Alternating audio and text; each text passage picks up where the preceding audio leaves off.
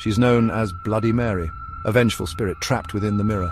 Legend claims she was once a woman scorned, driven to madness by grief. Now she lurks, waiting to be summoned. They say her touch brings death, her reflection a terrifying omen. Many dismiss it as a mere ghost story, a tale to frighten children. However, some whispers speak of her reality, of her thirst for vengeance. They say only the bravest, or perhaps the most foolish, dare to summon her. It was a night like any other, or so they thought. A group of friends, young and filled with bravado, gathered in a dimly lit room. The air crackled with nervous energy, their laughter echoing with a hint of unease. They spoke of the legend, their voices hushed yet excited. A dare was thrown, met with both bravado and trepidation. They decided to summon Bloody Mary, to see if the legend held any truth. The old house stood on a hill overlooking the town, shrouded in an eerie silence. Its windows were dark, like empty eyes, staring into the night. The friends made their way through the overgrown garden, each step drawing them closer to the unknown.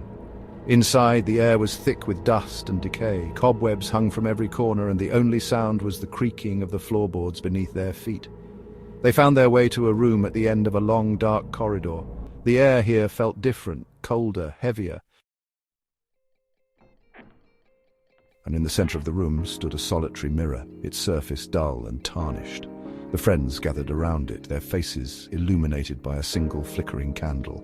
One of them began the chant, her voice trembling slightly. "Bloody Mary," she whispered. "Bloody Mary, Bloody Mary." Silence. The candle flickered, casting grotesque shadows on the walls. The air grew colder, sending shivers down their spines. Then the mirror began to glow. A figure started to form in the reflection. A woman, her face pale and gaunt, her eyes burning with a cold, malevolent light. Blood dripped from her hands, staining the mirror's surface a gruesome red. The friends screamed, their courage dissolving into terror. They tried to run, but the room seemed to have shrunk, trapping them with the apparition. The figure in the mirror reached out, her blood-stained fingers scratching at the glass. The candle went out, plunging the room into darkness. Screams echoed through the house, then silence. The next morning, the house stood empty. The friends were never seen again. Their fate remains a mystery, a chilling reminder of the legend of Bloody Mary.